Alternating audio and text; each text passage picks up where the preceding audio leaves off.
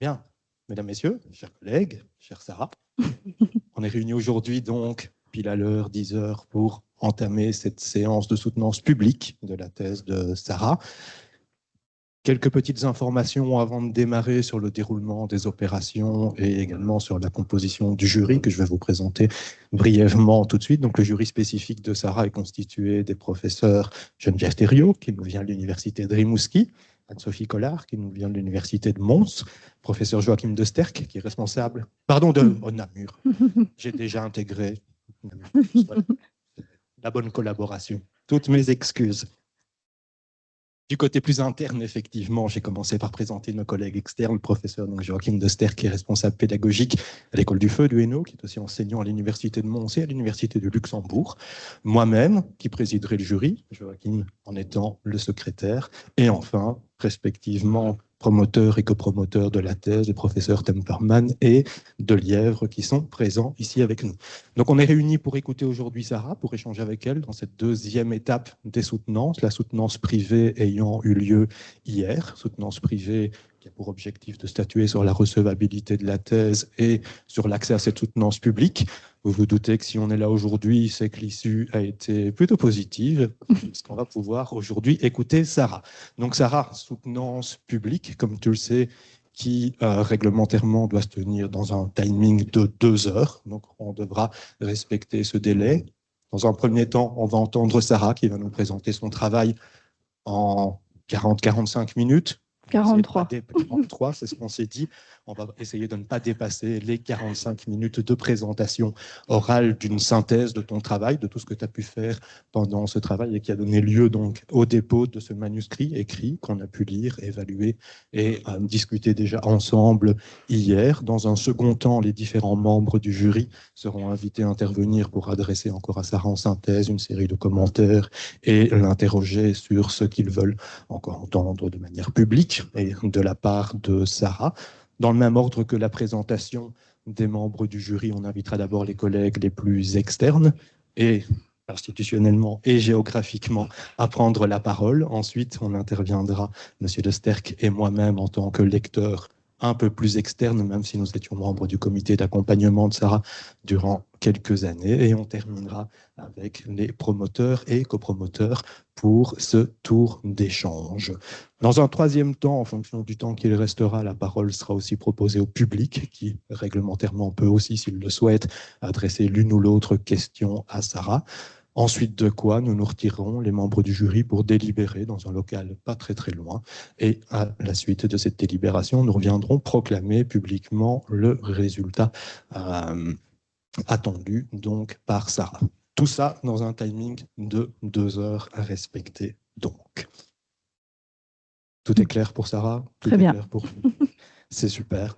Donc, on entame tout de suite cette première étape et on a le plaisir donc d'écouter Sarah pour sa présentation. Monsieur le président de jury, chers membres du jury, chers collègues, chers proches, chers participants en présence ou à distance, étant donné qu'on est aussi vu en ligne, j'ai le plaisir de vous présenter ma thèse intitulée « La protection de l'environnement, une compétence numérique, conception, mise en œuvre et évaluation d'une éducation à la sobriété numérique ». Voilà, ça marche bien. Donc cette présentation se déroulera en 5 temps. Tout d'abord, une introduction qui vous présentera le point de départ de cette réflexion. Ensuite, un moment pour vous présenter la diversité des méthodologies employées à travers cette thèse. Puis, je vous présenterai le cadre conceptuel de l'éducation à la sobriété numérique. Ensuite, on verra ensemble, et je pense que c'est ce que tout le monde attend le plus, les résultats auprès de 3 publics, les élèves de l'enseignement obligatoire, les étudiants et les acteurs de l'éducation. Et enfin, une discussion avec quelques recommandations et des perspectives. Alors, vous n'êtes pas sans savoir qu'actuellement, on traverse deux transitions. Une transition écologique qui se fait de plus en plus urgente. On a 7 des limites planétaires qui sont actuellement franchies. On a le GIEC, donc le groupe de travail intergouvernemental de l'évaluation du climat, qui alerte depuis plus de 30 ans par rapport aux impacts par rapport à l'impact de l'homme sur l'environnement. On voit aussi de plus en plus les conséquences de ce réchauffement climatique. Il y a quelques semaines, on a eu des inondations en Espagne, au Portugal, au Maroc. On est toujours en hiver et pourtant il fait 20 degrés presque aujourd'hui. Donc ça montre les conséquences de ce réchauffement. Et d'un autre côté, on a cette transition numérique avec une intensification des usages numériques, avec une accélération. On a nos services aussi qui se numérisent.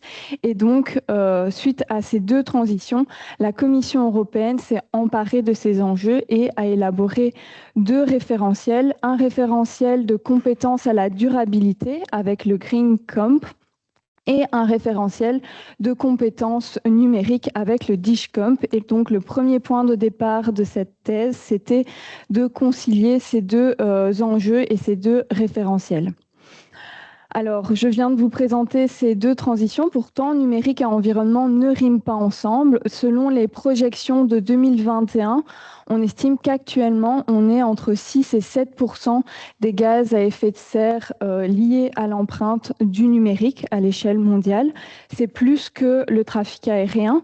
Et ce chiffre ne prend pas en compte l'impact de l'intelligence artificielle, étant donné que ça a été fait avant cette arrivée massive de l'intelligence artificielle. Donc, on estime que ces chiffres sont encore plus importants.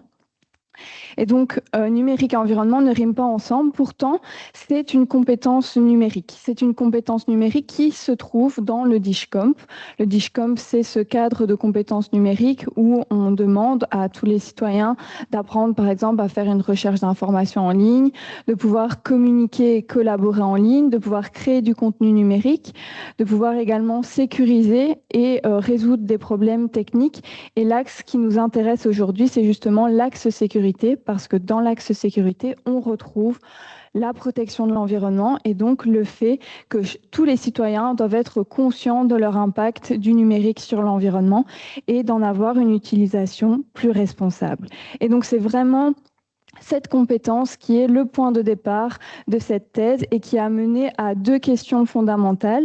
Tout d'abord, comment enseigner, penser et enseigner cette compétence qui est la protection de l'environnement. Et deuxièmement, quel savoir et quelle démarche didactique on peut mettre en œuvre pour enseigner cette compétence. Alors, vous avez pu le voir dans le titre, mais je parle également de sobriété numérique. En fait, en m'intéressant à l'impact du numérique sur l'environnement, je suis assez rapidement tombée sur ce concept de sobriété numérique, un concept qui est mis en avant justement par le GIEC comme étant un levier de transformation par rapport un levier d'atténuation par rapport à l'impact du numérique sur l'environnement. Et donc, qu'est-ce que l'on peut retenir de cette sobriété numérique? Qu'est-ce que la sobriété numérique? Tout d'abord, il y a vraiment cette idée de modération derrière la sobriété numérique, avoir une utilisation raisonnable, raisonnée des technologies. Ensuite, c'est également être conscient que chaque usage numérique, chaque clic que l'on fait en ligne a un impact sur l'environnement. Derrière ce concept de sobriété numérique, une fois qu'on a conscience de cet impact, c'est aussi développer des bonnes pratiques, des éco-gestes au quotidien, mais on parle aussi d'une posture globale de sobriété numérique. Ce n'est pas que des petits gestes à appliquer au quotidien, mais vraiment avoir une posture réflexive par rapport à ces usages individuels, collectifs, mais également dans ces conceptions numériques. Alors, cette thèse, c'est une thèse par article composée de 9 études et je vais vous présenter cette structure. Tout d'abord, il y a un chapitre qui a permis d'élaborer ce cadre conceptuel de l'éducation à la sobriété numérique. Et puis, on a utilisé le concept de transposition didactique, c'est-à-dire le passage d'un savoir savant, ici l'impact du numérique sur l'environnement, à un savoir enseignable. Et donc, ce cadre conceptuel, il a été mis en application auprès de 3 publics, les élèves de l'enseignement obligatoire de la Fédération Wallonie-Bruxelles, les étudiants qui rentrent à l'université et les acteurs de l'éducation. Et par acteurs de l'éducation, ça comprend tous les professionnels de l'éducation, pas uniquement que les enseignants, mais les technopédagogues, les directeurs d'école, les animateurs pédagogiques qui viennent dans les écoles. Donc vraiment toutes les personnes qui gravitent autour de ce milieu de l'éducation. Alors cette thèse, elle présente une diversité de méthodologies. Tout d'abord, il y a eu une approche documentaire, une revue de la littérature pour élaborer ce cadre conceptuel avec 2 premières études. Il y a également eu des études de cas pour évaluer l'effet pédagogique de dispositifs d'apprentissage auprès d'élèves, où on a évalué les connaissances, donc la progression des élèves, les usages, les perceptions aussi qu'ils avaient de ces dispositifs d'apprentissage. Également une recherche instrumentale et psychométrique qui a permis la création d'une échelle de mesure à la maturité à la sobriété numérique, et aussi des démarches quasi expérimentales auprès de publics où on a essayé d'évaluer l'effet de 2 modalités pédagogiques différentes. Également une enquête par questionnaire réalisée auprès des acteurs de l'éducation. Et enfin, 2 analyses qualitatives au tout début de cette recherche et à la fin où on a analysé les productions des enseignants. Alors, on va passer justement à la présentation de ce cadre conceptuel qui a été fait en 2 études. Tout d'abord, il s'agissait d'analyser qualitativement des référentiels de compétences numériques pour justement venir cartographier cette compétence qu'est la protection de l'environnement et voir dans les autres référentiels de compétences numériques quels étaient les enjeux liés aux aspects de durabilité. Et donc, c'est une analyse inductive qui a été réalisée. Donc, je suis vraiment partie d'une carte blanche pour concevoir mes catégories d'analyse et 63 référentiels ont été analysés dans cette analyse qualitative. Alors, voici les caractéristiques de ces référentiels. La majorité sont rédigés en anglais, donc sont anglophones. Au niveau des origines géographiques, on a des référentiels de compétences au niveau national. Donc, par exemple, des référentiels de compétences pour la Fédération Wallonie-Bruxelles, en France, en Espagne, mais également des référentiels à une échelle plus internationale, par exemple des référentiels de l'UNESCO et également des référentiels européens dont le DIGCOMP fait partie. Au niveau des publics, on a un public d'élèves et d'apprenants, mais également des référentiels à destination des enseignants et puis d'autres à l'échelle des citoyens, de nouveau, comme le DIGCOMP. Alors, cette analyse, elle a donné des résultats. Un premier résultat qui est quand même important à souligner, c'est que ces enjeux de durabilité ne sont pas systématiques dans ces référentiels, dans le sens où avec 43% des référentiels, cette compétence qu'est la protection de l'environnement, elle est absente de ces référentiels. Et 2 constats. Tout d'abord, souvent, ils sont anglophones, ces référentiels qui n'abordent pas ces enjeux de durabilité. Et autre élément, on retrouve parfois ce mot durabilité ou durable, mais plutôt dans un sens de pérennité des compétences numériques et pas dans un sens écologique. Ensuite, cette analyse, elle a permis de dégager 3 sous-composantes de la protection de l'environnement comme une compétence numérique. Tout d'abord, le fait de comprendre l'impact du numérique sur l'environnement. On retrouve des notions comme l'analyse du cycle de vie, l'obsolescence programmée, la pollution numérique. Deuxième chose qui ressort, c'est l'adoption de comportements numériques responsables. Par exemple, on demande que les apprenants puissent limiter leurs usages du streaming, réparer des équipements numériques. Et enfin, même si c'est à moindre mesure, on retrouve aussi plutôt le numérique au service de la transition écologique, où le numérique est présenté comme une utilisation responsable par rapport utiliser les technologies pour la transition écologique. Alors, on retrouve aussi, liés à ces enjeux de durabilité, d'autres éléments, et on voit les liens entre la santé, le bien-être, à travers, par exemple, le concept de détox numérique, et aussi le fait de prendre en compte ces enjeux éthiques du numérique, numérique et on fait par exemple référence au travail des enfants dans l'extraction minière. Alors ces deux composantes en plus foncé, bleu, vert, voyez la couleur que vous avez envie, elle donne justement les trois composantes de la littératie à la sobriété numérique. Et donc, cette littératie, elle a été développée dans une deuxième étude qui visait tout d'abord à clarifier ce concept de sobriété numérique et ensuite de développer comment on pouvait faire comprendre, par exemple, aux élèves à l'impact du numérique sur l'environnement. Et donc là, je vais zoomer sur chacune de ces composantes pour vous les expliquer. Alors tout d'abord, comment faire comprendre à nos apprenants l'impact du numérique sur l'environnement, donc comment comprendre et analyser. On a l'analyse du cycle de vie qui est un outil d'analyse qui revient dans toute la littérature relative à l'impact du numérique sur l'environnement. C'est un outil complet qui permet de comprendre que l'on a un impact sur l'environnement, pas uniquement pendant la phase d'utilisation, mais c'est aussi, comme vous le voyez, un outil très visuel et donc ça nous permet de comprendre que notre impact sur l'environnement commence avec cette phase d'extraction des matières premières, puis la production et les phases de transport. Et une fois que l'on a fini d'utiliser notre équipement numérique, on a également un impact sur l'environnement, étant donné que soit notre équipement revient dans la boucle puisqu'il est valorisé ou recyclé, ou alors il finit sa vie. Et c'est comme ça que le Ghana accueille chaque année 40 000 tonnes de déchets électriques et électroniques. Alors ensuite, comment identifier, faire rechercher, créer des solutions numériques avec nos apprenants. Il y a des solutions numériques qui sont présentées comme pouvant contribuer à cette transition écologique, mais c'est aussi l'opportunité de nuancer un petit peu les choses et c'est pour ça que j'ai mis l'image de cette balance puisque ces technologies ont quand même un impact sur l'environnement, même si elles peuvent contribuer à nous accompagner dans cette transition écologique.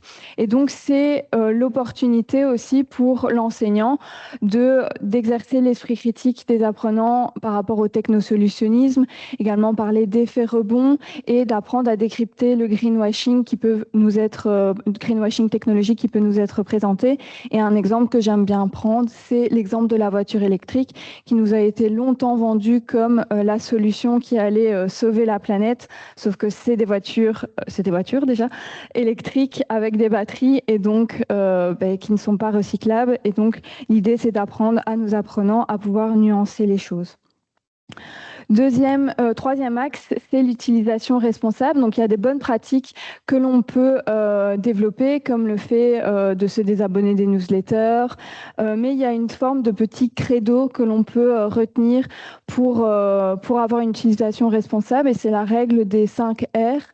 Avec refuser par exemple les effets de mode liés aux technologies, réduire son nombre d'équipements, réparer ces équipements numériques, les réutiliser et enfin les recycler. Et à cette règle des 5 R, on peut ajouter un 6e R, le R de réfléchir, parce qu'il y a beaucoup de bonnes pratiques qui peuvent être de l'ordre du bon sens, peut-être, mais on n'a pas toujours conscience de cet impact sur l'environnement lié aux technologies, et donc peut-être réfléchir pour adopter ces bonnes pratiques.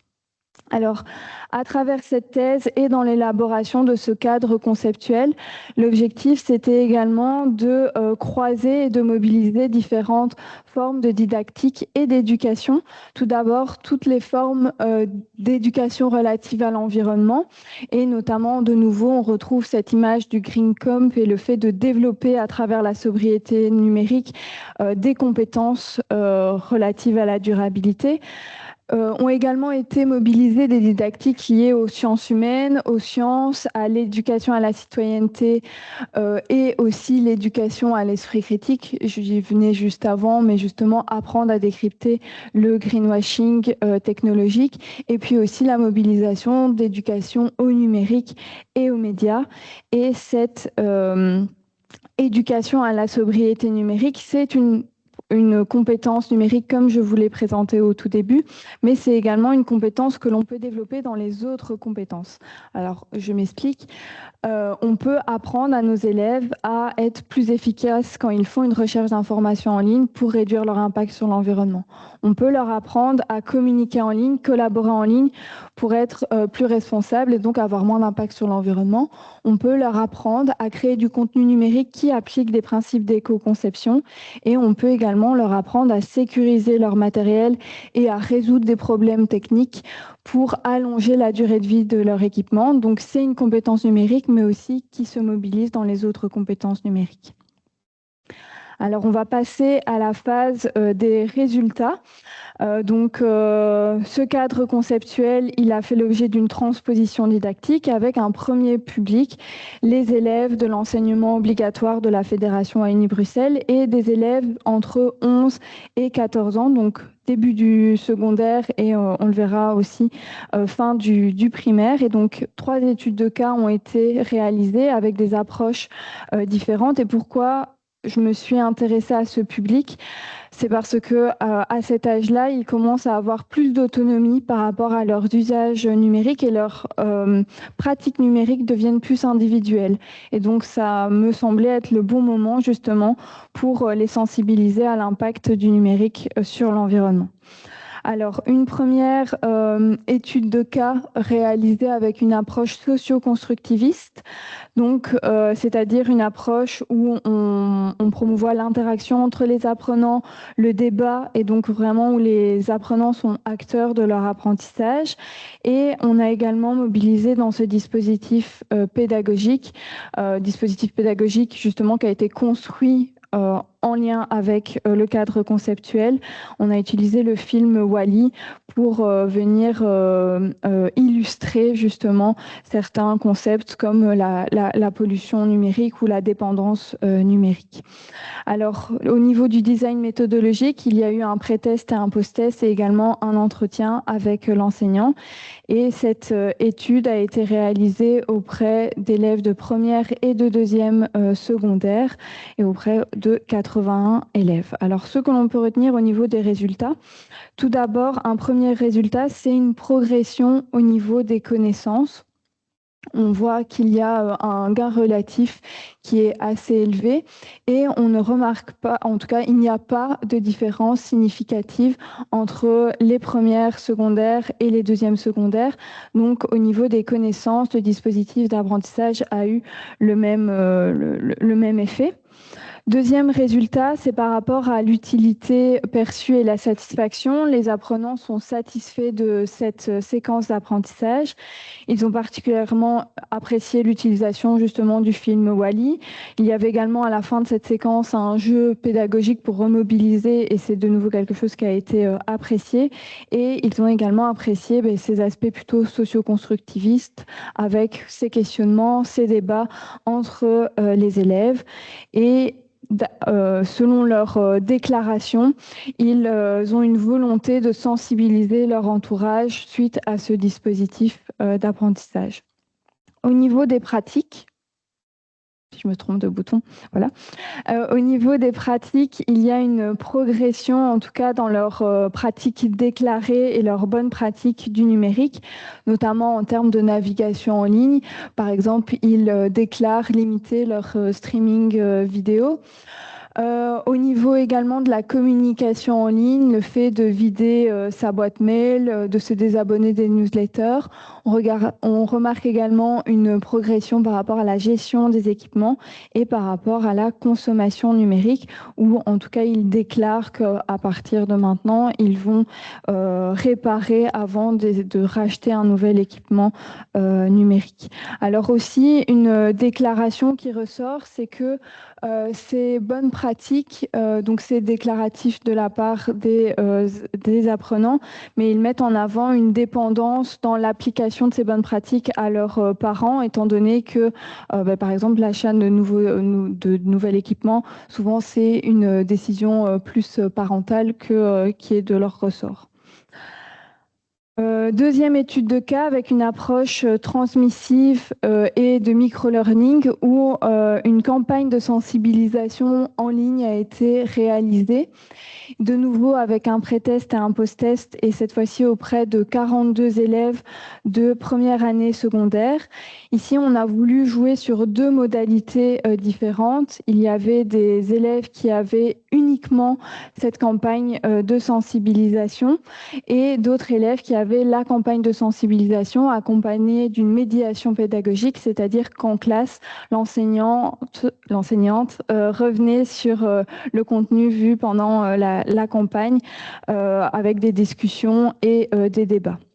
Alors, comment se déroulait cette campagne? De la manière suivante.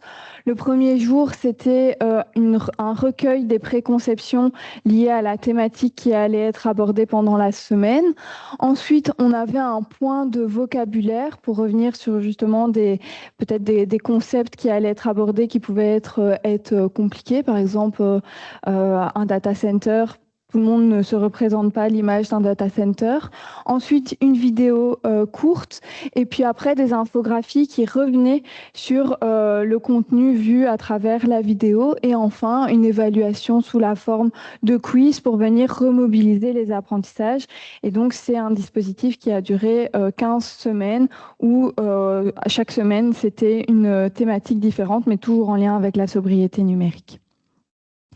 Au niveau des résultats, on remarque également une progression des connaissances. Alors même si l'objectif, ce n'était pas de comparer, le gain relatif est quand même plus modéré par rapport à l'approche socio-constructiviste et on ne remarque pas de différence entre le groupe ayant vécu cette médiation pédagogique avec l'enseignante et le groupe ayant uniquement vécu cette campagne de sensibilisation.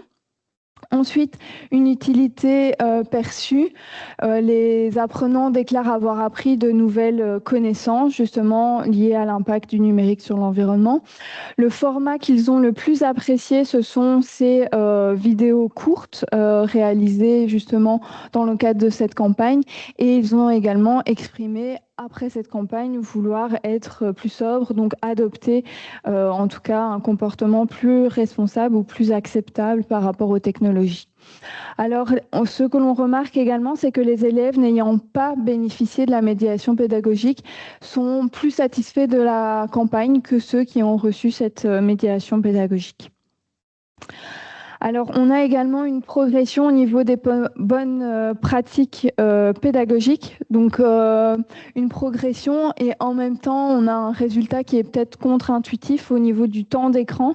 Le temps d'écran des apprenants ont augmenté suite à ce dispositif d'apprentissage, ce qui n'est pas très sobre, mais notre hypothèse, c'est qu'ils ont une meilleure prise de conscience et une meilleure auto-évaluation de leur temps d'écran, étant donné que pendant la campagne, à un moment, ils devaient on leur apprenait à aller voir dans leur smartphone, par exemple, le temps d'écran qu'ils avaient. Et donc, cette campagne de sensibilisation leur a permis de s'auto-évaluer.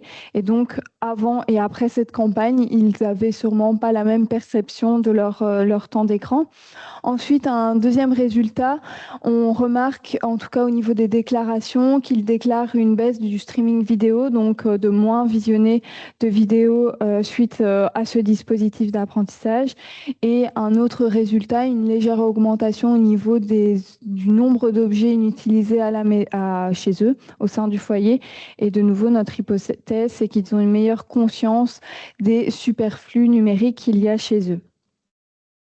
Troisième étude de cas avec le décryptage du greenwashing. Donc, c'est une étude de cas qui a été réalisée auprès de 16 élèves, un plus petit échantillon en 6e primaire, où on a vraiment voulu leur apprendre à décrypter ces stratégies marketing trompeuses que les entreprises peuvent employer en se faisant passer comme étant plus vertes qu'elles ne le sont réellement. Et donc, ils ont appris à analyser des publicités greenwashées, à également analyser des sites Internet pour détecter le greenwashing. Et de nouveau, on retrouve ce pré-test et ce post-test. Et petite particularité, c'est qu'ici, les productions des élèves ont été analysées, c'est-à-dire qu'à la fin du dispositif d'apprentissage, ils devaient réaliser leur propre publicité greenwashée. Alors l'objectif, c'était pas d'en faire des futurs membres de grandes entreprises pour greenwasher à leur tour, mais plutôt de voir en termes de transfert ce qu'ils retenaient en termes de stratégie de greenwashing. Alors, au niveau des résultats, tout d'abord, une progression des connaissances, une progression au niveau de ce concept de greenwashing et une meilleure compréhension des notions écologiques liées à la communication environnementale. Deuxième résultat, c'est leur capacité à détecter le greenwashing. Dans les publicités qu'ils ont analysées, ils ont justement réussi à identifier ces références à la nature dans ces publicités. Par exemple, le fait qu'on va mettre une voiture électrique dans un champ bien vert pour montrer qu'il n'a pas d'impact sur l'environnement. Également, identifier des arguments et promesses écologiques. Ça, ils ont réussi à l'identifier. La majorité ont également réussi à identifier des ingrédients ou des composants étant présentés comme étant naturels, alors que ce n'est pas le cas. Et ils ont également réussi, presque la majorité, à évaluer des informations en ligne comme étant du greenwashing. Et au niveau du transfert, donc dans l'analyse de ces productions greenwashées, ce que l'on remarque, c'est qu'ils ont systématiquement utilisé un faux label. Donc, ils ont créé un faux label pour leur publicité greenwashée. Alors, dans les publicités greenwashées qu'ils analysaient, ils n'arrivaient pas à identifier ces labels comme étant de faux labels. Mais par contre, ils ont bien intégré que c'était un mécanisme de la part des entreprises d'utiliser des faux labels. Et étant donné leur jeune âge, en tant qu'adultes, on a sûrement tous des difficultés à identifier aussi ces faux labels des entreprises. Mais donc, en tout cas, ils ont retenu que c'était un mécanisme de ces entreprises. Alors maintenant, on va passer au deuxième public, les étudiants de l'enseignement supérieur arrivés en première année à l'université. Alors de nouveau, pourquoi s'être intéressé à ce public-là spécifiquement ? De nouveau, il y a un changement au niveau des pratiques numériques qui s'intensifie de nouveau. Mais c'est également le moment à l'université où ils développent leur éco-citoyenneté. Et donc, ça nous semblait être un moment important et intéressant pour venir évaluer justement cette éducation à la sobriété numérique et cette transposition didactique. Et ici, 2 études ont été réalisées. Tout d'abord, le développement d'une échelle de maturité à la sobriété numérique et la validation de cette échelle. Donc, tout d'abord, une revue de la littérature qui a permis d'identifier le sentiment de compétence et les usages numériques éco-responsables. Cette revue nous a permis d'élaborer des items. Ces items ont été relus par des experts du numérique responsable et de l'Institut du numérique responsable belge, notamment. Ensuite, il y a eu une première passation avec une réduction du nombre d'items et une deuxième passation qui a permis de vérifier la cohérence interne des différentes composantes de cette échelle. Alors cette échelle, elle a ensuite été mobilisée dans cette deuxième étude qui a été réalisée auprès des étudiants de l'enseignement supérieur en première bachelier. Et donc elle a été mobilisée avant et après le dispositif d'apprentissage. Et le dispositif d'apprentissage se déroulait de la manière suivante.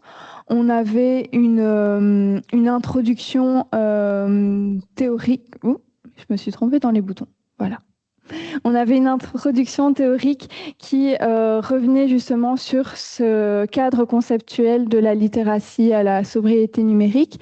Ensuite, les étudiants ont participé à un escape game et en fonction il y avait 2 groupes dans cette expérimentation.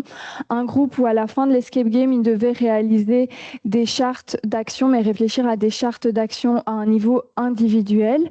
Et un autre groupe où ils devaient réfléchir à des chartes d'action, mais cette fois-ci à une échelle collective. Donc ils devaient vraiment se poser la question: comment intégrer la sobriété numérique à une échelle collective, alors que les autres se concentraient plus sur comment adopter des bonnes pratiques en matière de sobriété numérique. Ce que l'on peut retenir en termes de résultats, tout d'abord, c'est une progression en matière de maturité à la sobriété numérique et il n'y a pas de différence entre les deux groupes. Donc, il n'y a pas de différence entre le groupe qui a réfléchi à des actions plutôt individuelles et celui qui a réfléchi à des actions collectives. Ensuite, on remarque une motivation à adopter ces éco-gestes numériques qu'ils ont identifiés et une motivation extrinsèque identifiée, c'est-à-dire qu'ils identifient l'utilité à adopter ces éco-gestes numériques et une motivation intrinsèque, donc une motivation plutôt personnelle. Et on remarque aussi une absence, une amotivation, donc une absence de motivation plus élevée dans le groupe qui a réfléchi à une approche plutôt collective de ces actions à mettre en place. Troisième résultat, c'est par rapport au sentiment à agir ensemble. Donc, on remarque une progression dans le groupe qui a dû réfléchir à ces actions collectives, une progression justement par rapport au sentiment de compétence à agir de manière collective, à intégrer cette sobriété numérique. Et ce que l'on peut retenir, c'est que le scénario collectif renforce cette capacité à agir ensemble, renforce cette agentivité, mais par contre peut générer de la motivation parce que ces actions collectives peuvent être moins personnelles et individuelles et donc plus compliquées à mettre en place et donc provoquer une absence de motivation. Ensuite, troisième public, les acteurs de l'éducation. Ici, 2 études ont été réalisées. Tout d'abord, une analyse des besoins auprès des acteurs de l'éducation. Alors, pourquoi je me suis aussi intéressée à ce public? Je vous ai présenté au tout début de cette présentation cette analyse des référentiels de compétences numériques. Dans ces référentiels de compétences numériques, 39% des référentiels mettaient en avant le rôle des enseignants pour justement développer cette compétence numérique. Et donc, une analyse des besoins auprès de ces acteurs de l'éducation. Alors, je n'aurai pas le temps de revenir sur l'ensemble des résultats, mais ce que l'on peut retenir, c'est que l'avant-dernière sentiment de compétence qui est le plus faible chez les acteurs de l'éducation, c'est le fait d'agir et de développer des actions collectives pour intégrer la sobriété numérique et pour réduire l'impact des technologies sur l'environnement. Et donc, c'est pour cela que j'ai voulu de nouveau les faire travailler sur des chartes d'action collective, avec des chartes d'action où ils devaient réfléchir à comment intégrer la sobriété numérique à l'école. Alors, après cette analyse des besoins, elle a permis de concevoir des ateliers de sensibilisation et également à travers ces ateliers de sensibilisation, il s'agissait de découvrir le guide pédagogique EduConnect Impact qui a été réalisé en parallèle de cette thèse. Une fois qu'ils avaient découvert le guide, ils devaient justement créer des chartes d'action pour intégrer la sobriété numérique et ce sont ces chartes d'action qui ont été analysées, donc les productions de tous ces participants d'ateliers qui ont été analysées et donc avec une analyse qualitative qui a permis également l'élaboration d'une stratégie de sobriété numérique à l'école.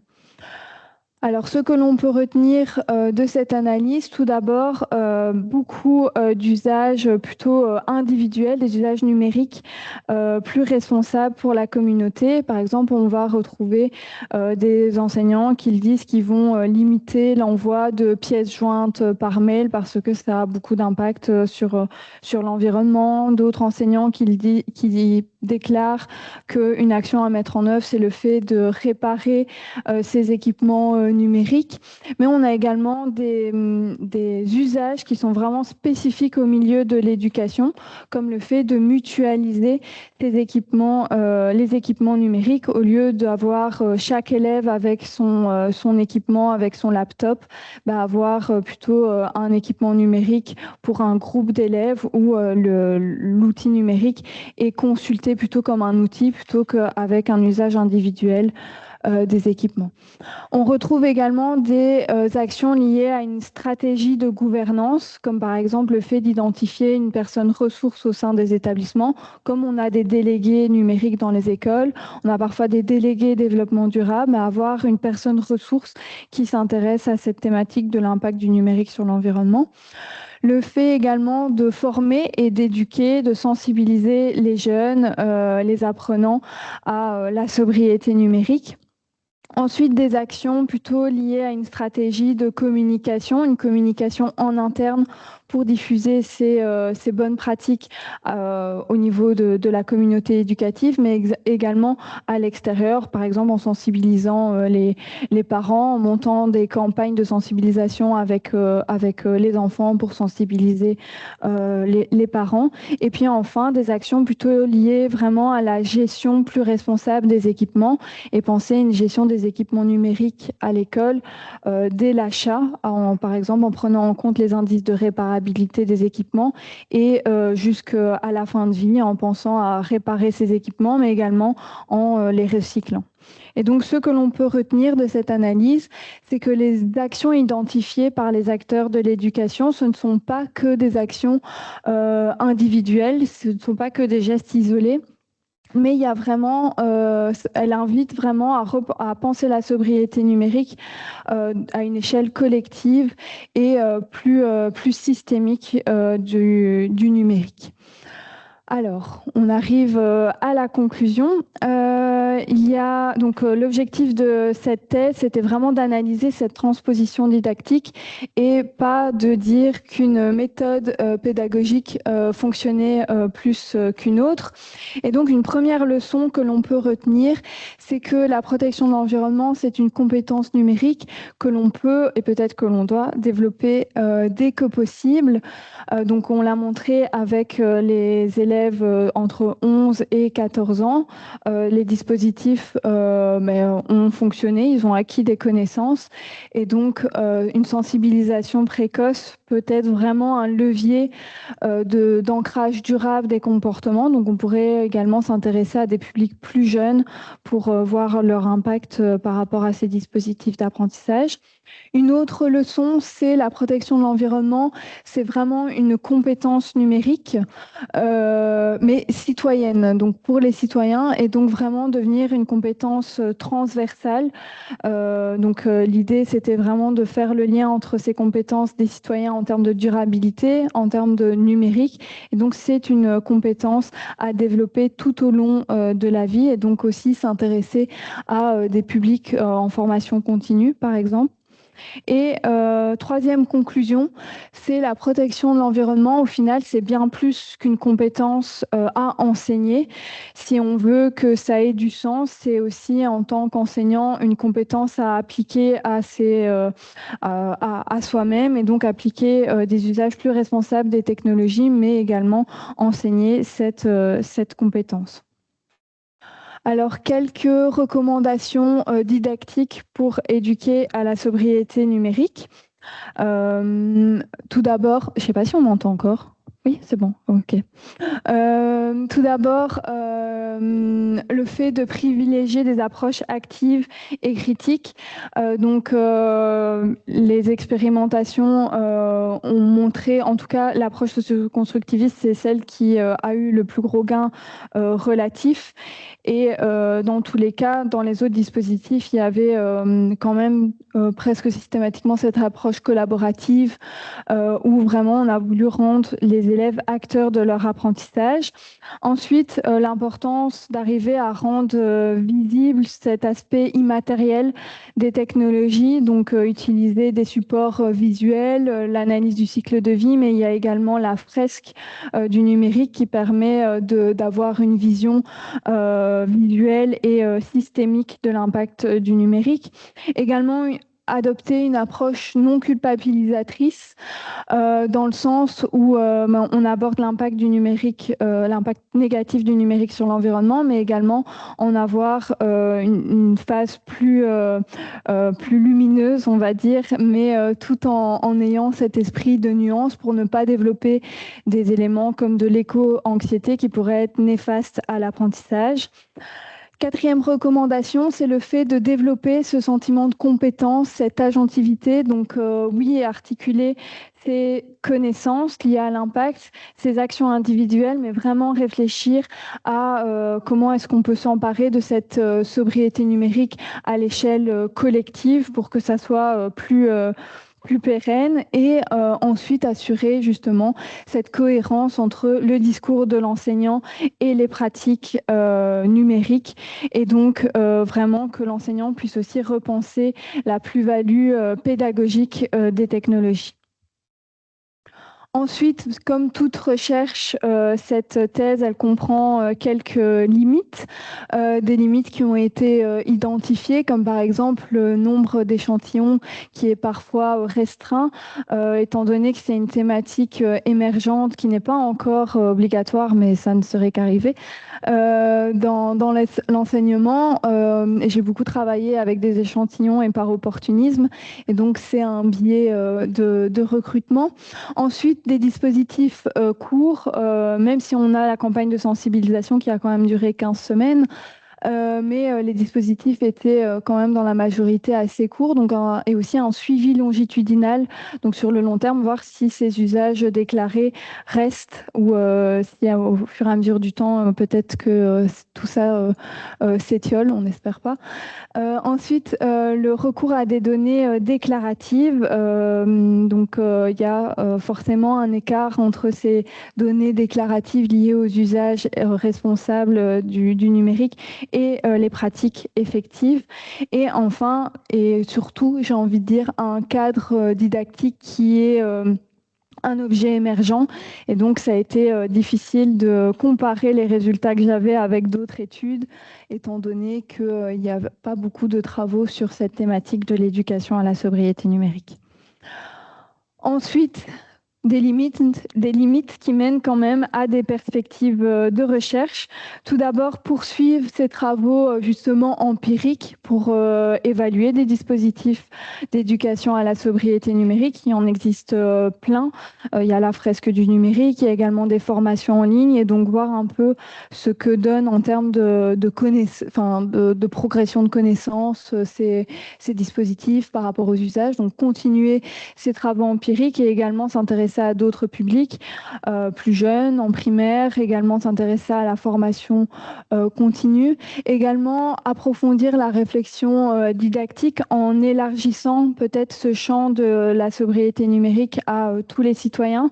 Cette thèse, elle s'inscrit énormément dans un contexte scolaire, mais on pourrait s'intéresser justement à élargir et à voir comment les citoyens peuvent s'éduquer à la sobriété numérique.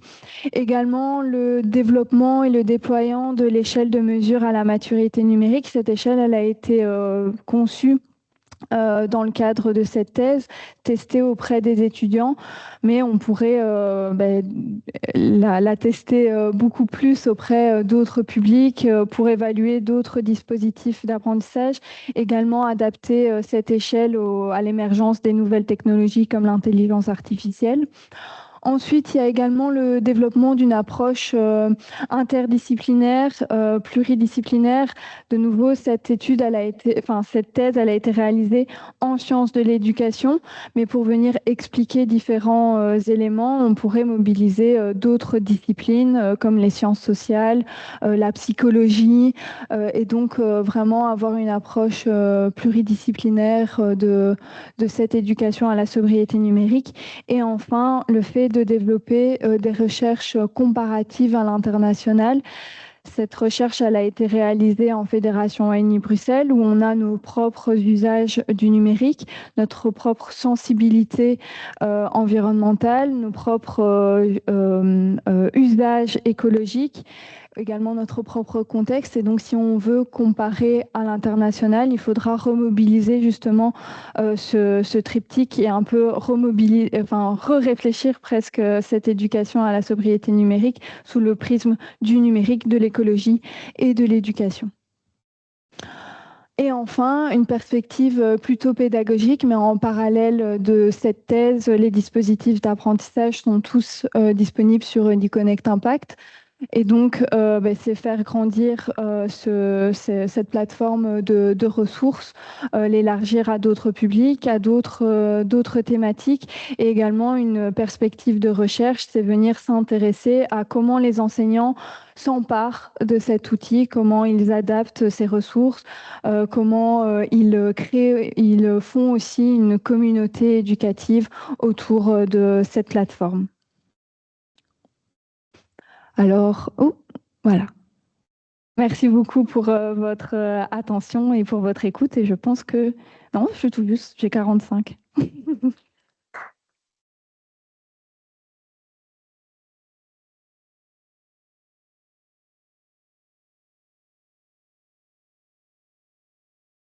Effectivement, Sarah, timing parfaitement maintenu. On est même juste un tout petit peu en dessous de 45, donc c'est parfait. Merci pour cette présentation qui reflète bien le travail écrit qu'on a pu lire et tout ce que tu as mené en amont pour le réaliser. Comme convenu, on passe donc à ce temps d'échange avec les différents membres du jury. Et sans plus tarder, je vais donc inviter la professeure Thériault de l'Université du Québec à Rimouski à s'adresser à toi et à t'adresser les questions qu'elle souhaite encore te poser. Merci beaucoup. Donc, vous m'entendez bien? Oui? Oui. Oui. Okay. Ben, moi, j'ai la chance de te féliciter en premier. Donc, félicitations pour cette magnifique présentation de ton projet, faite dans les temps, mais avec toujours beaucoup de rigueur, qui semble être ta marque de commerce, qui te distingue vraiment. J'ai beaucoup apprécié la présentation de ce matin. J'ai trouvé que c'était extrêmement complet. C'était tout un défi de résumer 9 études différentes en 45 minutes. Tu y es arrivé avec un visuel vraiment très soutenant, très aidant pour nous permettre de bien te suivre. C'est sûr que nous, on a lu ta thèse, donc on est quand même bien au fait de ton projet, mais il y avait quand même beaucoup de profondeur, c'est très dense, il y a beaucoup de résultats. Alors, c'est pas évident de présenter tout ça de manière claire, cohérente, harmonieuse, mais je pense que tu as bien relevé le défi. Puis, si je peux me permettre une question ou d'abord un commentaire qui se rapporte peut-être davantage à l'écrit que nous avons lu, ta thèse, les 9 articles scientifiques, bien, je te l'ai dit hier, mais j'ai envie de te le redire à quel point le travail que tu as fait est pour moi colossal, énorme, exemplaire. C'est vraiment un investissement. Puis, ce que je perçois de ton côté, c'est que tu as mis énormément d'efforts, bien sûr, de temps à la réalisation de ces différentes recherches-là. Et je trouve ça vraiment admirable. Et pour ça, je te félicite à nouveau. Je souligne aussi, puis tu l'as mentionné à la fin, que tu défriches, hein, tu découvres, tu élabores un nouveau champ de recherche complètement. Et je sais à quel point ça peut être difficile parce que comme chercheur, on aime ça avoir des points d'appui, puis d'autres travaux qui s'apparentent aux nôtres sur lesquels on peut se reposer. Dans ton cas, ce n'était pas évident. Donc, tu as été vraiment très, très créative, je trouve, dans l'articulation de ta recherche. J'ai beaucoup apprécié lire tes 9 articles, ton manuscrit bien écrit, agréable à lire, très clair, vraiment un très beau travail. Je souligne aussi à nouveau que c'est assez extraordinaire de produire 9 études différentes dans 9 articles différents. Puis chacune de ces études-là est assez ambitieuse, importante. Tu dis que la taille des échantillons n'était pas trop importante, mais pour moi qui fais des recherches dans le domaine de l'éducation à l'environnement depuis une vingtaine d'années, je sais à quel point c'est difficile de travailler, collaborer avec les enseignants, le milieu scolaire, les élèves, de rejoindre un nombre important de jeunes, d'acteurs de l'éducation. Puis je pense que tu as réussi à le faire là, à travers tes différentes recherches, donc sois fière de ça. On l'avait souligné aussi hier, mais tu es très précise dans l'identification des forces, mais aussi des limites de tes différentes recherches. Et je trouve que c'est vraiment très bien toute cette analyse que tu fais. Tu es capable aussi de te projeter puis d'identifier des retombées, mais aussi des perspectives nouvelles pour ta recherche. Pour ce qui est de ma question, j'aimerais ça t'amener plus du côté de la méthodologie. On sentait à travers les différents articles qu'il y avait peut-être une dominante plus quantitative, plutôt quasi expérimentale dans les devis qui ont été mis en place. Puis, je pense que ça a généré certains types de résultats qui ont peut-être mené plus à l'identification d'actions individuelles, d'un sentiment de compétence, certains usages, avec peut-être une portée un peu plus limitée. Puis dans les études plus qualitatives, soit la première et la dernière, bien, on sentait qu'il y avait une ouverture peut-être plus grande quant au type de résultats qu'on pouvait obtenir à travers ça, comme la dernière étude avec l'analyse des chartes avec des actions individuelles et collectives. Bien, on voit que l'approche systémique est ressortie, l'importance de la réflexivité, de la critique de nos systèmes également.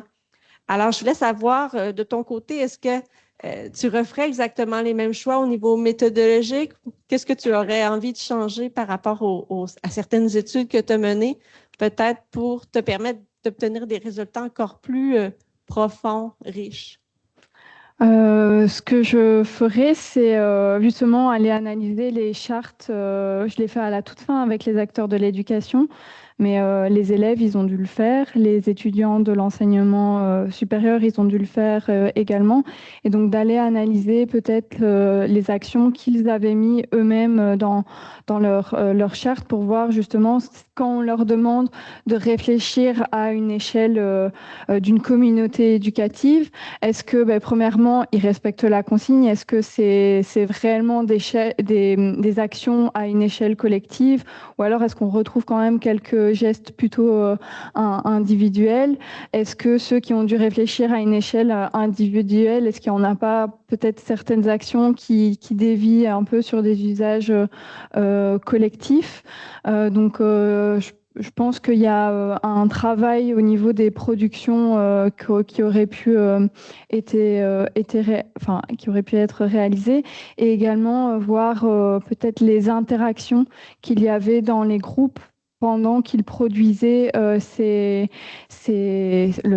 leur charte, voir comment ils arrivent à se mettre d'accord par rapport à ces actions.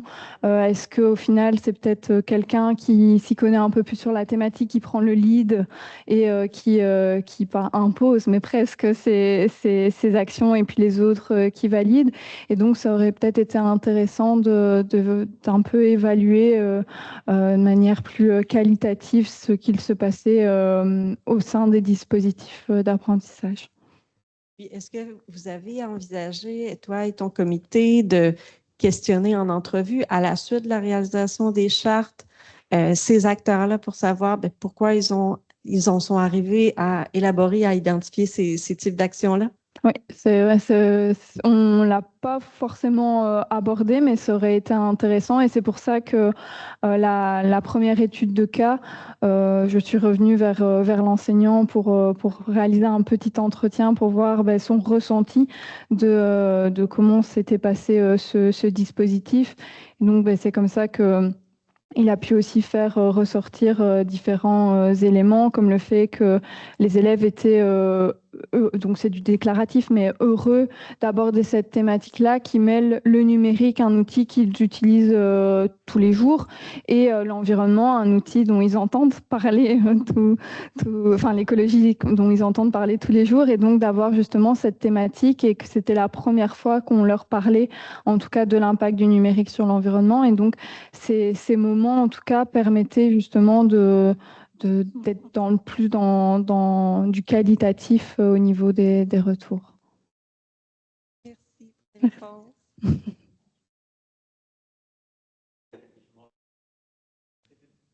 Merci. Merci beaucoup, Sarah, pour ta présentation aujourd'hui. Et je ne peux que souligner également la qualité de la vulgarisation, enfin, en tout cas de la présentation, la mise en forme de ton travail. Plus d'une fois au cours de ta présentation, je me suis dit ah oui, c'est génial comme tu arrives à bien formaliser, présenter, visualiser les différentes étapes. Et je me suis dit, tiens, ça aurait été super d'avoir déjà ces visuels dans la thèse, bien que la thèse était extrêmement claire, extrêmement bien écrite, très bien structurée. Donc, c'est pas du tout, je suis pas en train de dire que c'était un manque, mais au contraire, ça aurait été encore une valeur ajoutée, mais que l'on découvre aujourd'hui avec... C'était pourquoi vous spoilez. Avec beaucoup de plaisir. Avant de redire des choses que je t'ai déjà dites hier, mais que je trouve important de ressouligner aujourd'hui en public. Je voudrais revenir un petit peu sur les quelques années durant lesquelles on a travaillé ensemble dans le consortium 8, donc pour accompagner la mise en œuvre du pacte pour un enseignement d'excellence au niveau du numérique. Donc c'est vrai, ça fait quelques années qu'on se connaît j'ai vraiment eu beaucoup de plaisir de te côtoyer. Enfin, on n'a jamais vraiment travaillé sur des projets ensemble, mais on a vraiment eu l'occasion de se voir quand même de temps en temps. Et j'ai déjà pu, en fait, au cours de ces années, me rendre compte en fait de tes qualités à la fois professionnelles et humaines. Et je trouve qu'on les retrouve aujourd'hui, on les retrouve dans ton manuscrit, dans les études que tu as menées. Donc vraiment, l'investissement d'abord que tu mets dans ton travail, ça je pense que tout le monde peut s'en apercevoir. La rigueur aussi, j'ai entendu même hier un petit peu perfectionniste, mais c'est vraiment une qualité, en fait, vraiment la volonté d'aller au bout des choses, de faire les choses bien et vraiment pas à pas aussi, hein, vraiment avec une structure de manière systématique. Donc ça, c'est pour les qualités professionnelles et tes qualités humaines où c'est très agréable de travailler avec toi. Tu es ouverte aux autres, tu es sociable, attentive aux autres aussi. Je pense que c'est sont des qualités importantes aujourd'hui.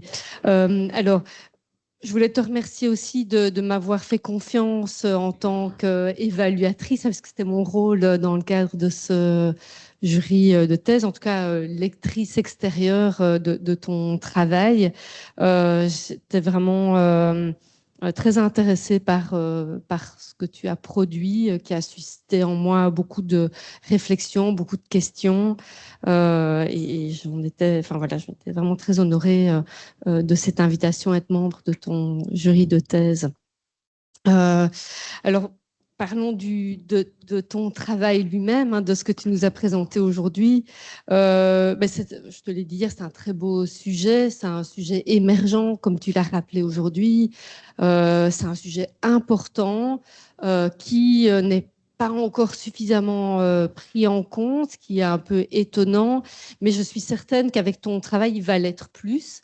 Parce que ce que tu nous as proposé dans ton travail de thèse, c'est un projet très ambitieux où tu as vraiment cherché à établir les différentes dimensions à partir desquelles on pouvait en tout cas s'intéresser à ton objet d'étude, donc vraiment la définition de cette compétence en sobriété numérique et sa transposition didactique.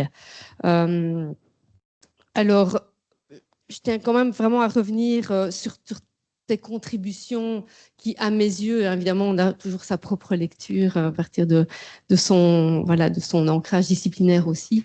Mais à mes yeux, ta contribution essentielle, c'est vraiment celle-là, c'est d'avoir vraiment produit un cadre qui va permettre, je pense, un véritable développement d'un programme de recherche. Donc là, en fait, tu poses les bases pour que d'autres chercheurs s'emparent des différents volets, des différents aspects de ce programme de recherche en vue de les approfondir et de donner vraiment de l'ampleur à cet objet qui est amené à devenir vraiment un champ de recherche à part entière tel que tu as pu le définir. Et en ça, c'était effectivement très ambitieux. Mais je pense que c'est vraiment ta contribution, que tu y es arrivé, que tu es parvenu en fait à établir ce cadre-là. Il y a vraiment 3 autres contributions qui m'ont vraiment interpellée. C'est parce qu'elles dépassent ton objet même si elles le nourrissent, hein, mais je pense qu'elles mériteraient en tout cas de nourrir la réflexion aussi par rapport à d'autres objets de recherche. C'est d'avoir réussi à aborder en fait la compétence en sobriété numérique et sa transposition didactique avec complexité, vraiment en les articulant à des dimensions plus systémiques. On les retrouve bien aujourd'hui. Ça, je pense que c'est vraiment particulièrement intéressant, d'avoir aussi envisagé cette compétence comme une compétence collective. Ça, on est revenu dessus hier aussi, et tu as vraiment attiré notre attention sur cet aspect-là. Et donc ça me semble aussi être un élément à creuser dans les années à venir, à la fois sur le plan théorique et opérationnel. Et alors d'envisager des études plus sur le long terme. Ça, je pense aussi que c'est très porteur, et notamment mobilisant un outil que tu as déjà développé et dont de futures recherches peuvent s'emparer, qui est donc cette échelle de maturité de la sobriété numérique. Je reviens aussi sur ton engagement. Je parlais tout à l'heure de ton investissement dans ton travail. Ici, on dépasse le simple investissement en termes de production. Il y a aussi un engagement de ta part que l'on sent très fort et qui est sans doute nécessaire pour justement asseoir les bases dont je viens de parler. Voilà, avec un travail qui a clairement une dimension politique qui est assumée, je pense, de ta part. Donc, bravo vraiment pour ce travail, bravo pour ta présentation aujourd'hui et bonne route pour la suite, hein, parce que là, il doit nécessairement y avoir une suite. Alors, je vais te poser une question. Tu as terminé ta présentation par 5 recommandations didactiques et pédagogiques. Et tu as aussi montré à travers l'ensemble de tes études que la sobriété numérique, c'était une compétence complexe à enseigner et qui comportait plusieurs dimensions que j'ai rappelées aussi. Et donc, je pense qu'elle représente un véritable défi à enseigner pour les enseignants. Et ma question, c'est en quoi, selon toi, elle représente justement un défi? Qu'est-ce qui est peut-être le plus challengeant au niveau des enseignants à ce niveau-là? Je pense que les enseignants peuvent se sentir démunis avec justement cette problématique qui est à double enjeu, ces enjeux liés au numérique où les enseignants peuvent se sentir incompétents à peut-être expliquer ce que c'est numérique, et puis ces enjeux liés à l'environnement où ça peut leur sembler difficile d'expliquer c'est quoi la pollution. Et donc allier ces deux concepts, ces deux enjeux numériques et écologiques, ça peut être source de défis. Et c'est vraiment pour ça que j'ai voulu développer du Connect Impact en disant voilà, je pense que c'est le moment et peut-être que c'est pas trop tard, mais je veux dire, il faut vraiment qu'on éduque à la sobriété numérique. Et je vous propose des ressources. En tout cas, vous en faites ce que vous avez envie, mais en tout cas, elles sont là. Et donc, vous pouvez vous emparer de ces ressources pour être moins inquiet, en tout cas, de cette éducation. Et donc, je pense qu'il y a tout cet enjeu lié à ces deux thématiques, et peut-être que ça provoque aussi chez eux une certaine forme d'éco-anxiété, de découvrir que le numérique a un impact sur l'environnement. Et donc peut-être justement se saisir de à mon avis, il doit avoir un bref, de vraiment passer à l'action, en tout cas dans cette éducation à la sobriété numérique. Et puis, à travers cette thèse, j'ai vraiment voulu montrer que c'était un enjeu systémique. Et donc, vu que ça mobilise aussi plein d'autres aspects comme des enjeux éthiques, des enjeux politiques, des enjeux sociaux, je pense que la complexité de cette thématique peut être un défi dans leur volonté de passer à l'acte ils sont déjà tellement de choses à devoir appliquer que venir ajouter un truc en plus, ça peut être un défi. Et c'est pour ça aussi que j'ai voulu montrer qu'il y a eu des campagnes de sensibilisation longues de 15 semaines, mais il y a également eu des dispositifs plus courts, et montrer qu'avec des dispositifs plus courts, on peut déjà faire émerger des graines, en tout cas chez les élèves. Merci beaucoup.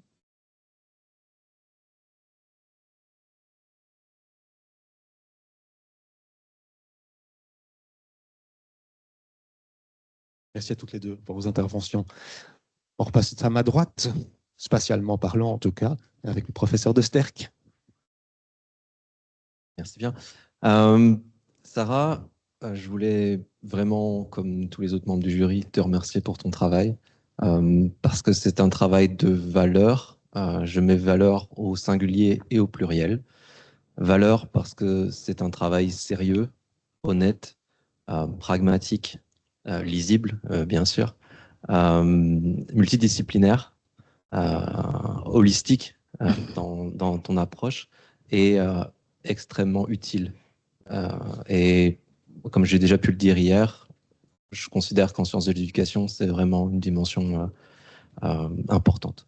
Valeur avec S, parce que il porte et fait rayonner une vision du numérique éducatif qui est éthique, qui est responsable et qui est extrêmement crucial, je veux dire, dans notre société. Donc, voilà, sa dimension citoyenne est particulièrement touchante et inspirante. Donc, voilà, c'est mon préambule. Ensuite, bon, évidemment, on peut passer en revue toutes les dimensions de ta production, que ça soit ta revue de littérature, construite progressivement et qui fournit une assise extrêmement solide à tes travaux, ta méthodologie qui est transparente, voilà, comme je le disais, honnête, et ça c'est vraiment autre chose qui tient fort à cœur.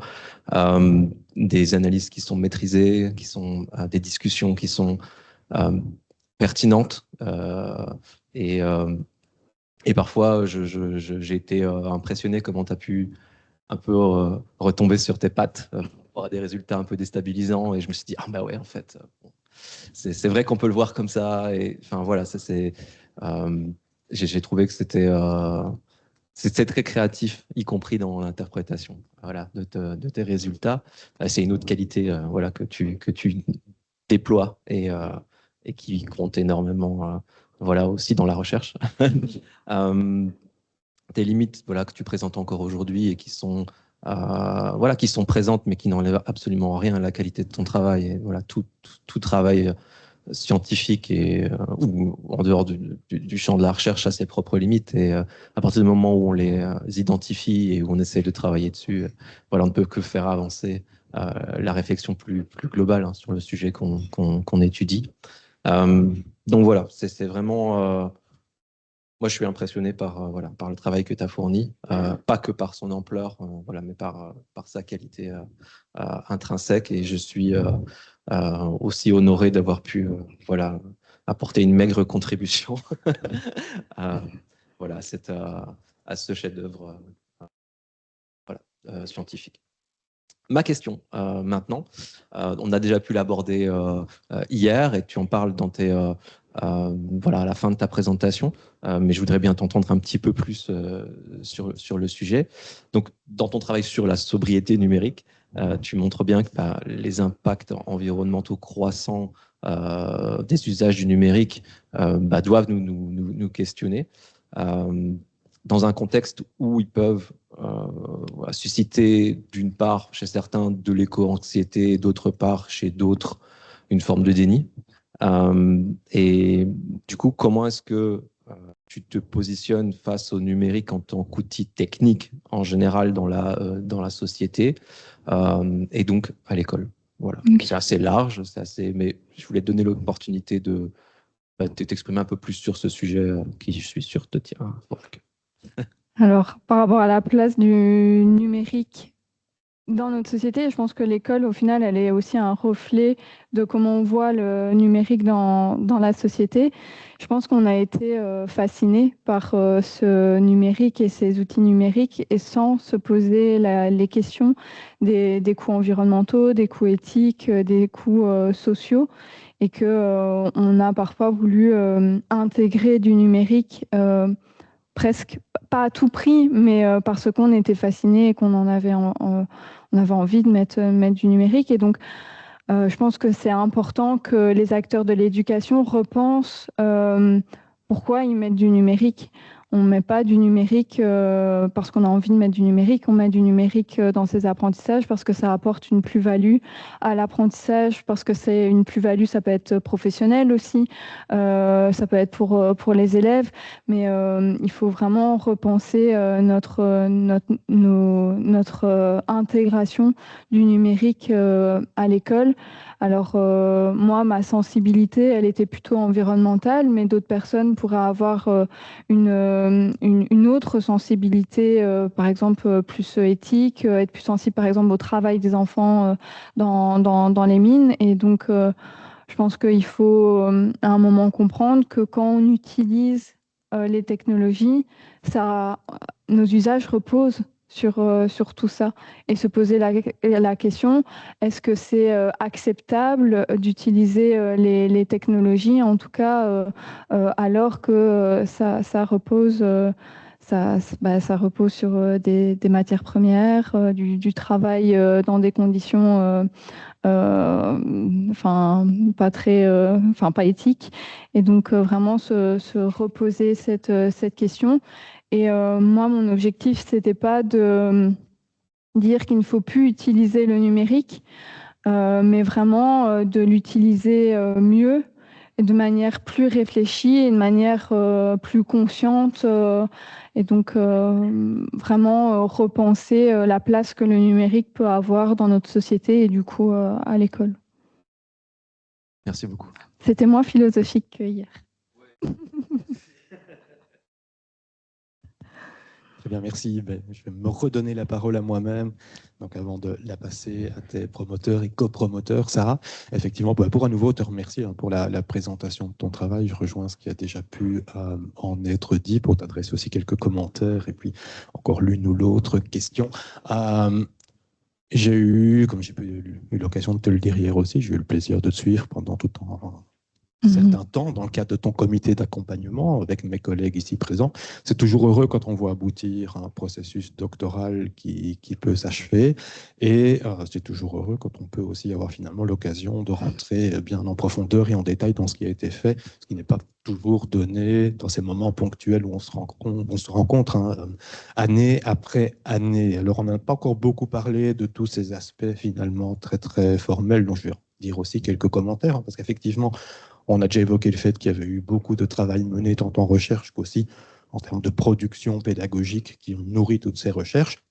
Ça aboutit à un sacré volume, effectivement, de production écrite qui nous a été donné à lire, que ta présentation orale présente bien, de manière synthétique aussi. On a évoqué les 9 études qui ont fait l'objet de production écrite d'articles, dont une bonne partie ont déjà aussi été publiées par ailleurs. C'est d'ailleurs l'une des caractéristiques de ta thèse, c'est que tu as choisi, on avait eu l'occasion d'en discuter au préalable, d'adopter un format dit par article, donc et dans ce qui peut être un défi aussi, on en a un peu parlé hier et on va le redire publiquement, c'est pas toujours une solution de facilité. Il a fallu réfléchir à la cohérence de l'ensemble, aux articulations que tu as essayé de soigner. Les collègues l'ont aussi souligné hier, donc on a bien une introduction qui va bien nous présenter le tout. On a aussi des petites parties intermédiaires entre les articles qui soignent ces articulations, ces charnières, et à la fin, une conclusion, une discussion plus générale qui revient un petit peu sur l'ensemble, un peu comme ce que tu l'as fait ici, et ça, c'est heureux. C'est pas juste un portfolio d'articles qui nous a été soumis. Donc ça, c'était une chose, puisqu'effectivement, le format article, un article, ça ne donne pas toute la latitude de pouvoir dire tout ce qu'on a fait, tout ce qu'on voudrait faire, tout ce qu'on pourrait dire de ce qu'on a fait.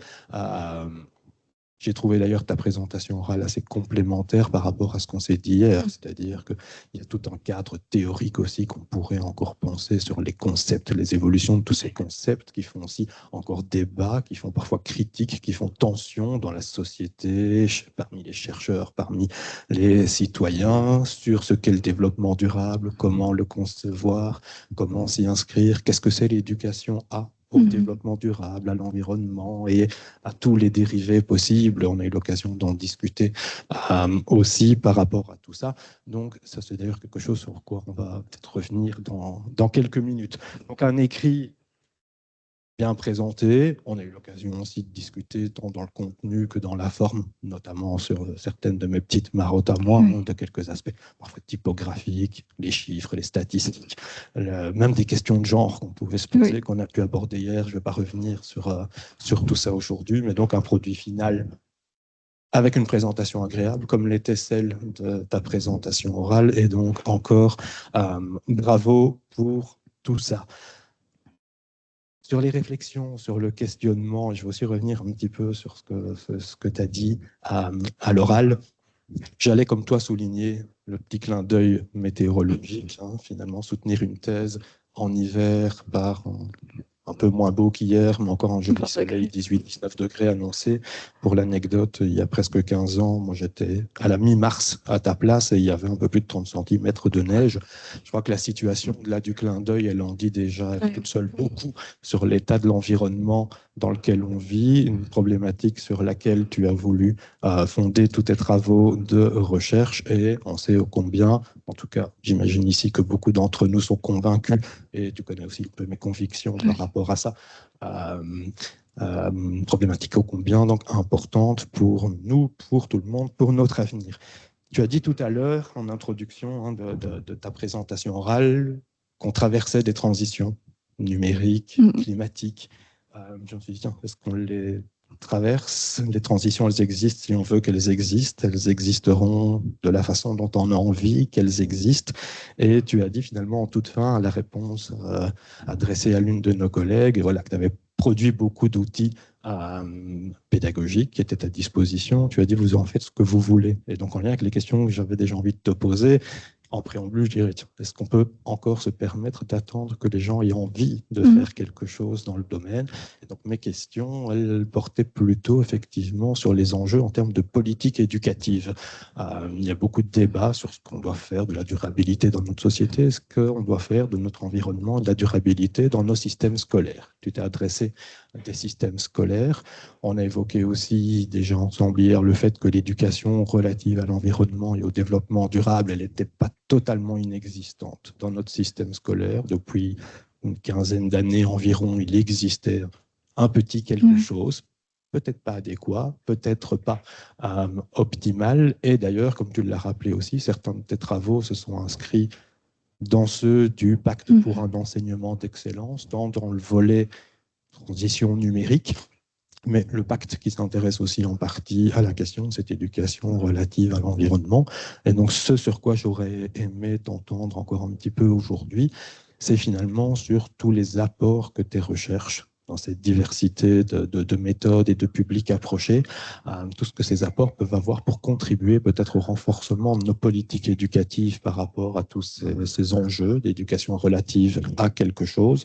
En quoi qu'est-ce qui, dans tes résultats, dans tout ce que tu as pu faire, peut contribuer à renforcer cette politique qui n'est pas soutenue peut-être par tout le monde dans notre société, et en lien avec ça, finalement, dans ta diversité d'approches, de méthodes, de publics, de contenus, effectivement, ce qui a des atouts, ce qui peut avoir des limites aussi, qu'est-ce qu'on peut aller chercher pour tenter de convaincre au maximum un renforcement de ces politiques chez nous, qui en a sans doute grand besoin, avis personnel. Mais tout d'abord, au niveau politique, la protection de l'environnement, en tout cas, le fait de conscientiser nos élèves à l'impact du numérique sur l'environnement, elle est présente dans le référentiel de compétences numériques de la Fédération Wallonie-Bruxelles. Donc, les enseignants vont être obligés d'en tout cas en parler de ces impacts du numérique sur l'environnement. C'est en deuxième secondaire. Ils peuvent le voir avant. Et donc, il y a déjà ce petit truc qui est là. Est-ce que c'est assez? Je ne pense pas, et les études le montrent. Il faut vraiment que ça devienne un enjeu systémique pour l'éducation.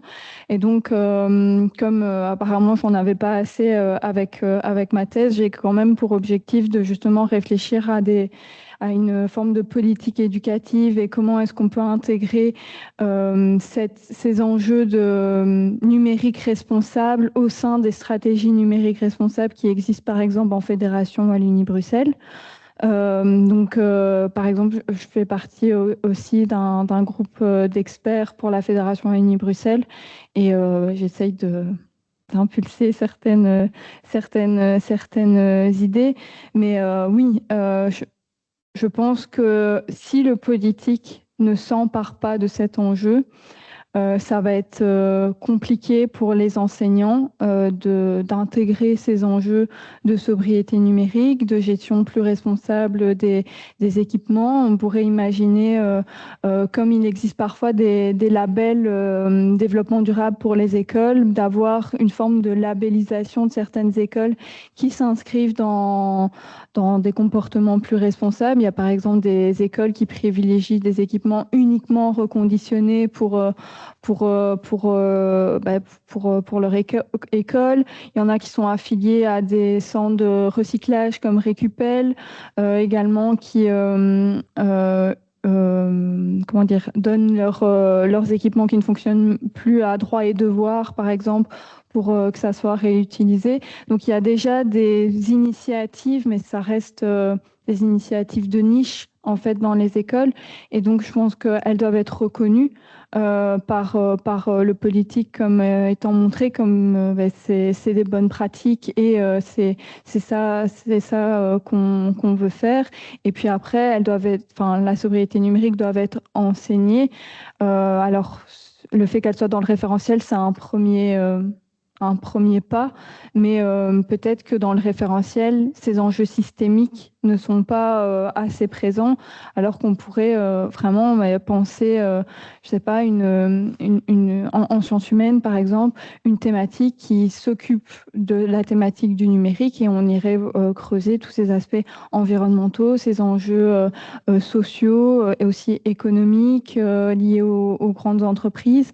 Et donc, pour moi, il y a deux volets de cette stratégie. C'est comment on l'intègre dans les pratiques d'une communauté qu'est l'école, mais également comment on l'enseigne. Et donc, c'est les deux éléments que je pense qu'il faudrait développer en termes de politique éducative. Ok, merci. Et donc, pour un dernier retour, si tu dois aller voir notre ministre de l'Éducation pour lui dire qu'il faut renforcer structurellement les choses, qu'est-ce que tu retiens de tes résultats de plus saillants pour essayer de convaincre la personne pour lui dire que ça fonctionne, que les élèves, en tout cas, si eux, ils sont prêts à être éduqués à la sobriété numérique et que il faut, entre guillemets, le faire maintenant tant qu'ils sont sur les bancs de l'école. Et d'ailleurs, peut-être petite anecdote, mais comme je l'ai dit hier, les ateliers de formation ont attiré peut-être un peu moins de public que les ateliers de sensibilisation. Et donc, ma crainte, c'est qu'après, ça soit trop tard. Et donc, c'est quand ils sont encore à l'école. Et en plus, c'est des digital natives avec des usages numériques aussi intensifs. Et donc, montrer que ça fonctionne. Et que il faut s'emparer de ce public-là, en tout cas, pour les sensibiliser. Merci Sarah. Et on va clôturer cette deuxième étape avec les promoteurs, copromoteurs, dans l'ordre que vous le souhaitez. Merci. Bravo Sarah, première chose, bien sûr. Ensuite, des merci. Mais merci d'abord aux collègues membres du jury parce que vous avez pris le temps de cette analyse scientifique rigoureuse du travail de Sarah et c'est lui rendre par vos discussions, par vos conseils, par vos questions, ce qu'elle a pu apporter en termes conceptuels, scientifiques, pratiques et sociétals, on l'a dit. Merci aux collègues de tous les jours parce que c'est en équipe qu'on avance. Le quotidien est aussi important que ce moment d'aboutissement. Comme l'a dit un de mes amis proches, Confucius, l'important, ce n'est pas la destination, mais le chemin pour y arriver. Et moi, j'y intègre les gens qu'on croise sur ce chemin. Et donc, voilà, merci aux collègues d'avoir été aussi proches de toi pour tout ça. Merci à tes proches, ta famille, tes amis. Tout le monde sait l'importance qu'ils ont pour nous, pour toi, qu'ils soient présents ou en pensée. Merci aux proches plus lointains, comme les connaissances, les étudiants, étudiantes avec lesquels tu travailles, tu as travaillé, qui sont là aujourd'hui ou pas. Et merci à toi pour tout, en particulier pour cet écrit dont on a parlé, cette présentation didactique, toujours très bien illustrée, très très lisible aujourd'hui. Cette présentation orale, le timing, l'élocution, voilà, tu as été parfaite. Quel beau sujet. Alors, pour des fans de progrès technologiques numériques comme nous, c'est un questionnement un peu perturbant quand même. Est-ce qu'on était prêt à entendre tout ça? Est-ce qu'on avait vraiment envie d'entendre qu'il fallait pas trop de matériel, un peu faire attention? Mais tu nous as convaincus petit à petit. Alors, est-ce qu'on est des bons élèves? On verra. Mais en tout cas, on ne peut pas dire qu'on n'a pas entendu et qu'on n'est pas au courant. Ça, c'est sûr. Alors, évidemment, derrière tout ça, il y a ton implication. Donc, je l'ai dit hier, mais voilà, il y a une forme de militantisme par rapport au sujet. Mais un sujet scientifique, c'est un sujet de société aussi. Comment on le traite avec rigueur, comment on montre ce que la science peut apporter, comment on montre que, eh bien, on peut apporter des solutions non pas basées juste sur des intuitions, mais sur des éléments qu'on objective au mieux. Et c'est à ça que tu contribues. Et le projet politique, comme on l'a évoqué, ou militant derrière, il est là, mais tu le positionnes dans une focale qui est celle de quelqu'un qui est occupé à arriver à un stade de docteur en sciences de l'éducation. Deux choses encore. La thèse par article, on l'a évoqué, c'est peu commun. Ce n'était pas nécessairement évident, mais je crois que ça s'explique, et ce n'est pas une justification, mais aussi par le fait que tu n'as pas été payé par l'université pour faire une thèse. Et ça, je crois que c'est bien qu'on puisse l'entendre, que quelque part, c'est un plus.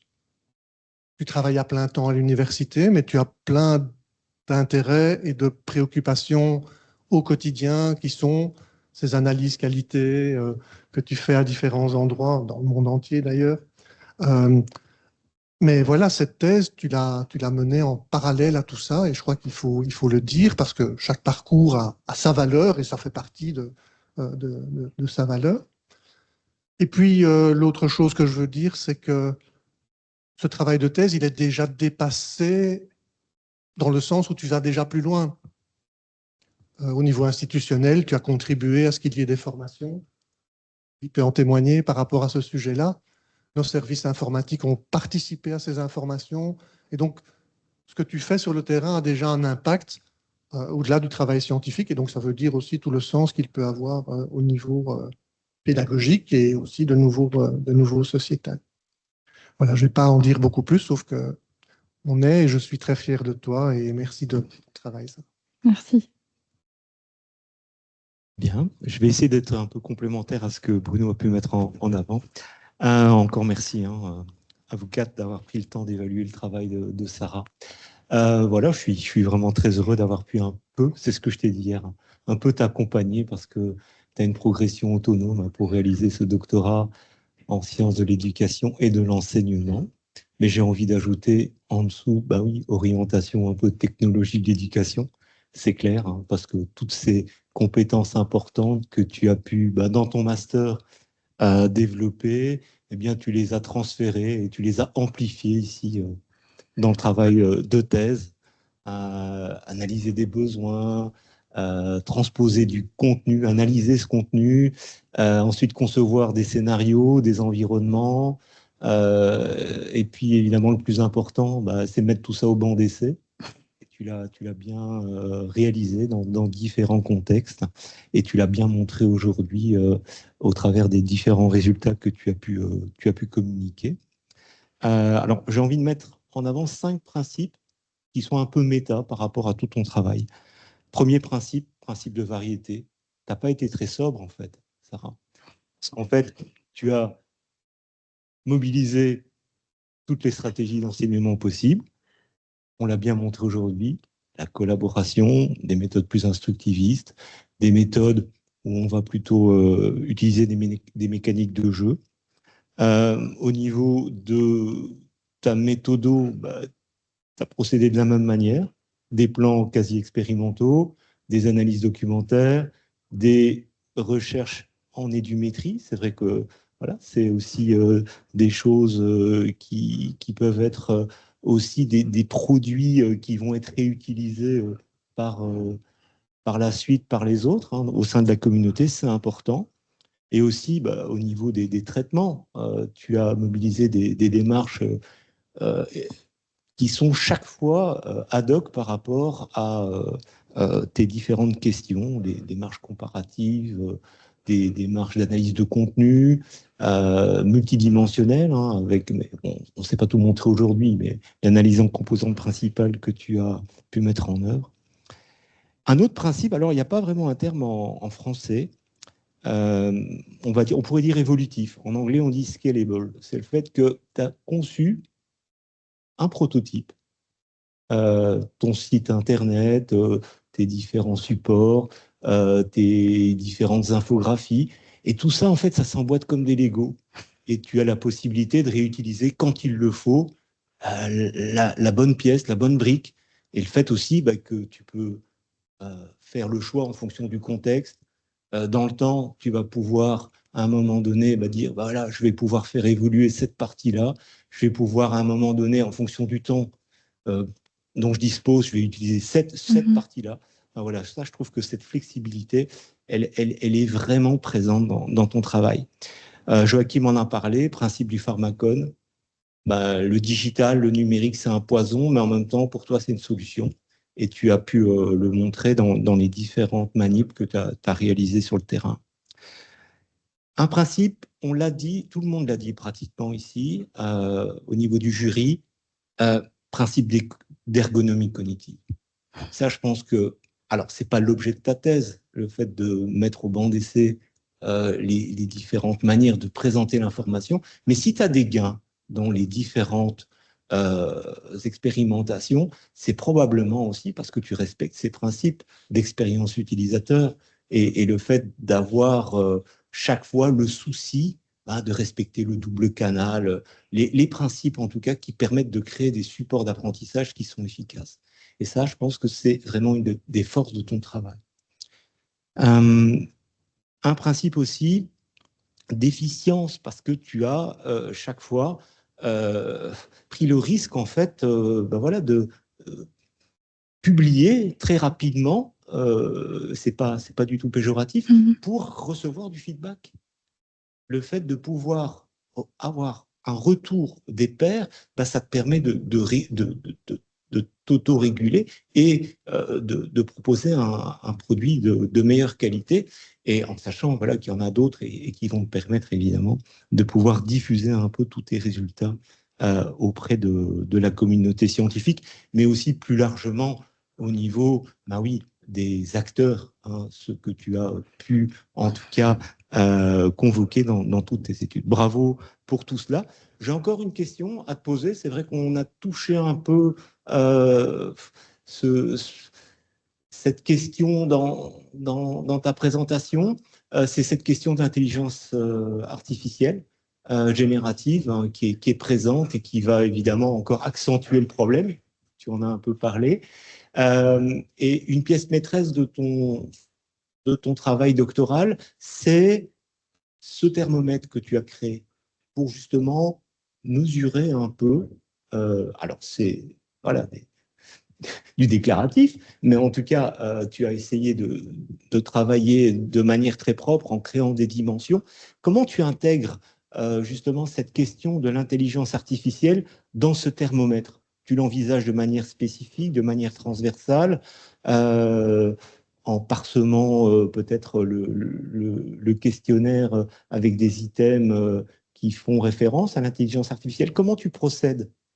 Alors, déjà petit historique, mais quand j'ai commencé ma thèse, on ne parlait pas encore d'intelligence artificielle de manière massive et avec des usages comme c'est le cas maintenant. Et donc l'échelle, elle a été validée pire moment, entre guillemets, c'est-à-dire que la première passation, il n'y avait pas d'intelligence artificielle. La deuxième passation, on commençait à avoir l'émergence de l'intelligence artificielle. Et donc, il y a certains items de cette échelle qui peuvent être pas obsolètes, mais en tout cas, cette échelle ne prend pas en compte l'intelligence artificielle. Et donc, je ne pense pas qu'il faudrait ajouter des items spécifiques à l'intelligence artificielle, mais plutôt intégrer dans d'autres items certains éléments qui pourraient faire référence à l'intelligence artificielle, étant donné que c'est l'innovation technologique du moment. Peut-être que dans 5 ans, dans 10 ans, ce sera une autre technologie, bon après on n'espère pas trop, mais qui aura encore plus d'impact que l'intelligence artificielle. Et donc cette échelle devrait être capable de plus s'adapter justement aux différentes technologies. Et donc je le mettrai dans différents éléments de l'échelle. Mais je pense que cette réflexion, elle peut se poser pas que à l'échelle, dans le sens où cette réflexion, on peut aussi l'avoir sur cette éducation à la sobriété numérique et faire en sorte de penser cette éducation à la sobriété numérique pour qu'elle puisse s'adapter aussi en fonction de nouvelles émergences peut-être technologiques qui auraient un impact, peut-être aussi, et on l'espère, à cette transition écologique qui à un moment prendra plus d'ampleur, et donc vraiment repenser ce cadre conceptuel sous le prisme, une capacité d'adaptation peut-être un peu plus, que ça soit un peu plus adaptable. Et donc, voilà, par rapport à l'échelle, c'est plutôt comme ça que je le penserais. J'ai plus de questions, Sarah. Ouf. Merci. Je vais tout simplement te féliciter pour tout ce que tu as réalisé et tout ce que tu as pu déjà diffuser. Merci beaucoup.